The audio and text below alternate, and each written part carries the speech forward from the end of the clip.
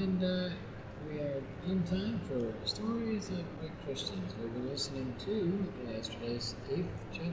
Today is the 9th chapter for Matthew Simpson. And we have many chapters to go, so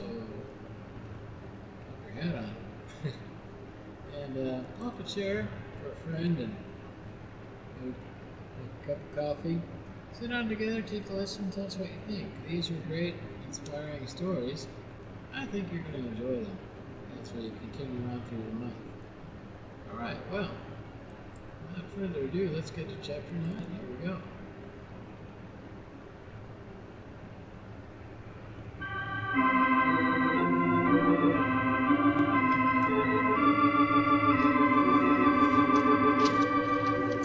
We greet our friends everywhere with chapter 9 of No Ordinary Man, the story of Matthew Simpson.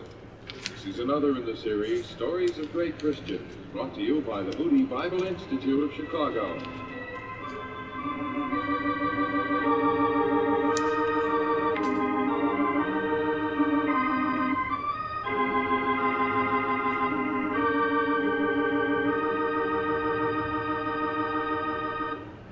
Cradle Prophecy. Matthew, don't you think you could speak to the people tonight? We have no one to speak at prayer meeting. Don't you think you could do it? Matthew, you know I've never been able to speak in public, never once. And now you ask me to preach. Why? Seems right to me that I should. Uncle Matthew, tell me one thing. Do you think I ought to? Yes, I think that you might do good. Very well, then. It's clear to me. It's perfectly clear. Eddie and I have been sitting here discussing the fact that I have never been able to utter an unfrightened word as a speaker. We've been discussing my conviction that I should be a preacher, the fact that I feel unworthy, incapable, useless. We talk about the divine workings of providence, how we must go by faith and not by our own intellect. Just then you arrived with the message that we sorely need a preacher tonight. Uncle Matthew, hear me now. This, I believe, your request, coming exactly when it did, is clearly a sign. It's divine providence. With God's help, I will preach tonight.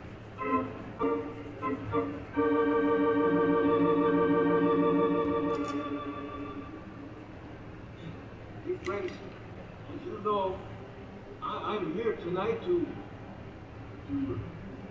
I've been asked. You heard that, you're aware as I am that I've never yet succeeded in making a public address without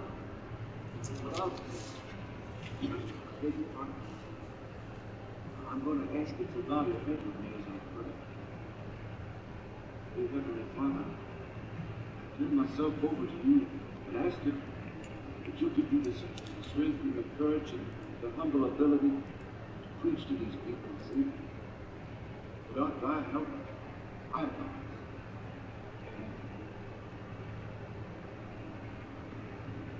Tonight, I want to tell you as best I can about the wonderful workings of divine providence.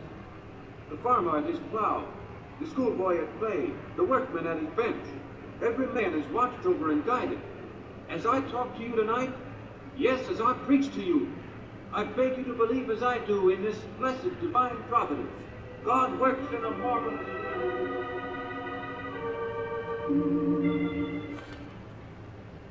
Pancakes, Matthew?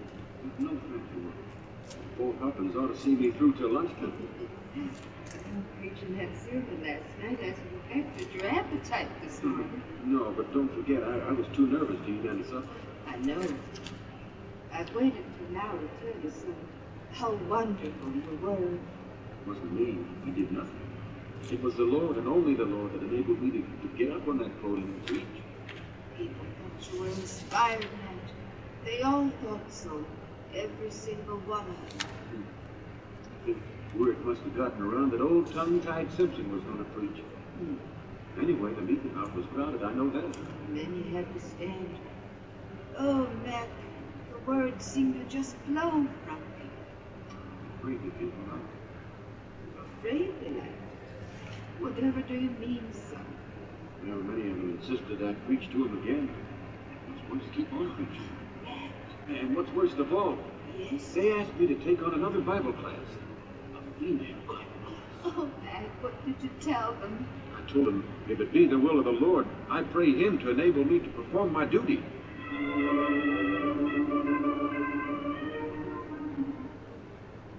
You worked late, Matt.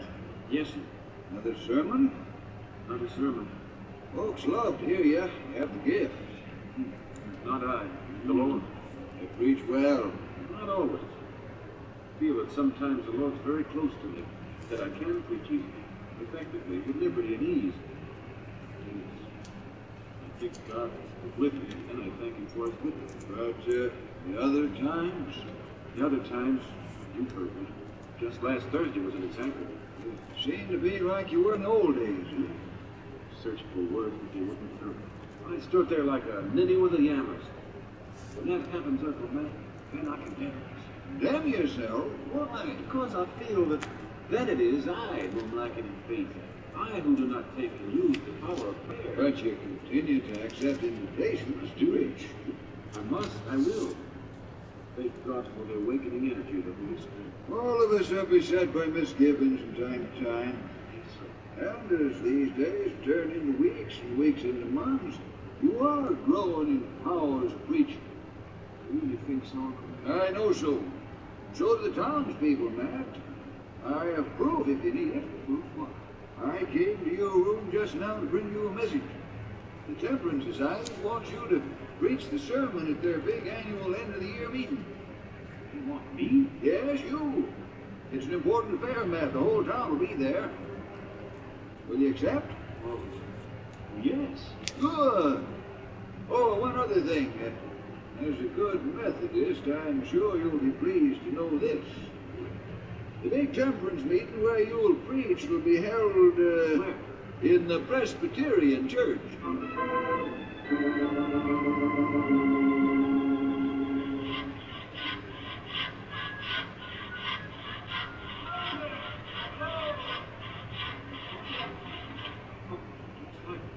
It is. Hello.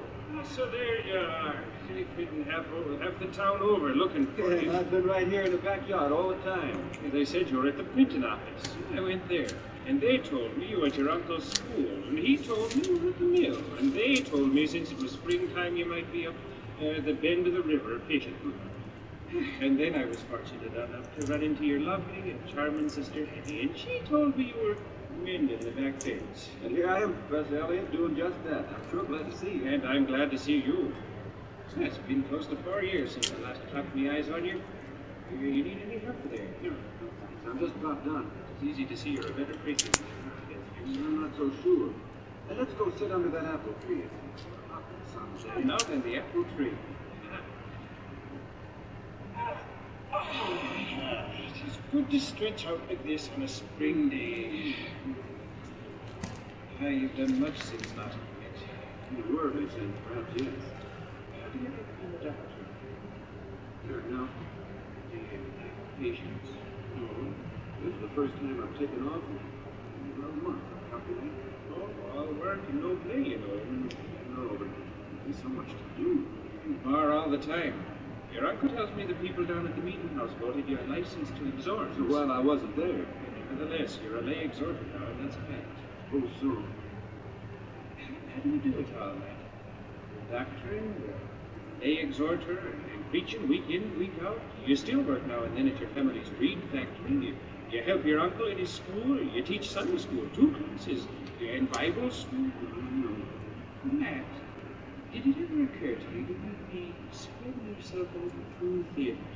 That you might be trying to do too many things? Forgive an old friend for saying it, as I shouldn't, but you don't look too spry now. Tell me, are you happy with all this activity? Yes, I suppose I am. Have you ever started to think that maybe, just maybe, no, you should start to concentrate on one thing and aim to devote all your time to just this one thing? But what one thing is being a lay exhorter? I asked you a minute back, I'm going to ask you again. Are you happy? I don't quite know how to answer it. Just put it into any words that come into your head. Well, I continually beset by doubts. I doubt that I'm good enough. I never seem to know for sure whether my voice will fail me when I get up and talk to a group of people. I never seem to know for sure that I'll always be able to think of and to say the right thing. Divine doubts. Let's just divine doubts. You're searching, I think, what you're doing. And if it's restlessness, then it's divine restlessness. I seem to be eternally asking myself, is this right? Is this the thing I should be doing today, now? Matthew, sit up and pay attention. I have a question to ask you. It is the most important question I or any other man could ever ask you. Now, Matthew, here it is. Matthew, don't you think you're called to preach? Called to be a true preacher, not a doctor, not an exhorter, but a true preacher. Professor Elliot, I'll be honest with you. I've had thoughts on the subject. But if the church wants me to preach, I believe a way will open without any agency of mine. I design simply to follow the overall signal. Good. Yeah. Well, I'll be back. Goodbye. Hey, where you going? Oh, how about staying for supper? No, thank you. I've no time. But don't forget, I'll be back. Bye now.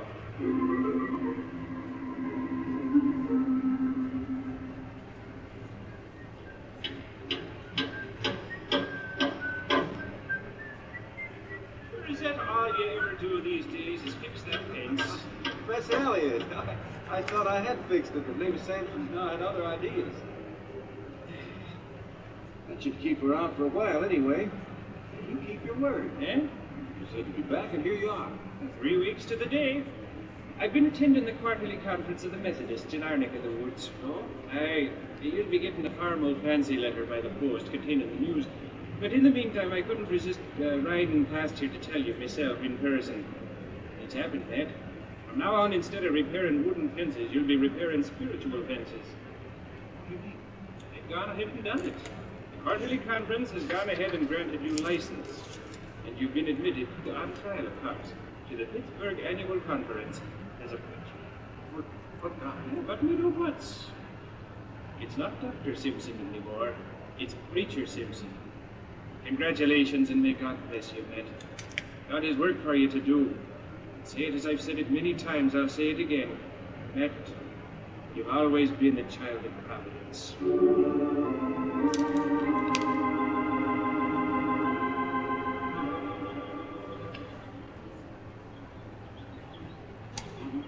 Yes?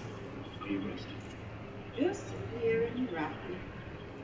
I like to sit here and watch the trees and the sunset. Do you want to talk to me? Mother, about this thing that would make me a preacher. Yes? Well, I'm not easy in my mind. What troubles you? Mother, can I preach? Will I be able to preach? And my health, will it stand up to circuit pressure? How can I abandon the practice of medicine before I've even fairly begun? And who will take over those few patients I already have? Can I support myself and you on a preacher's yearly salary of $100? The Lord takes care of such things. Matthew, are you sure, really sure, God has called you to preach? Then what is the real truth? Mother, I can't help it. I don't want to preach because, well, I don't think I can preach. And yet I believe that God requires this of me. Then the way will be cleared. If you're sure this is God's will, son, I am sure. then I am sure too. Tears of joy, son.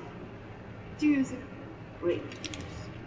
You see, I've been praying, been waiting, and looking forward to this very hour, this very moment, ever since you were born.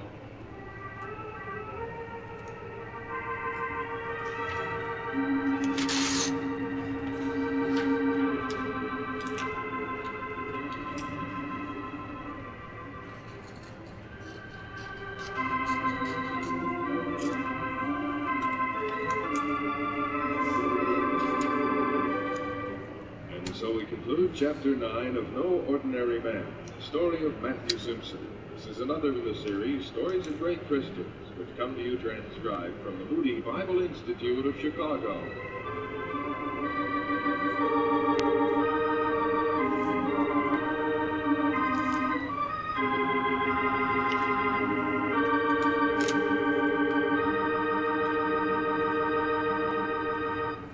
Tears of a mother's joy.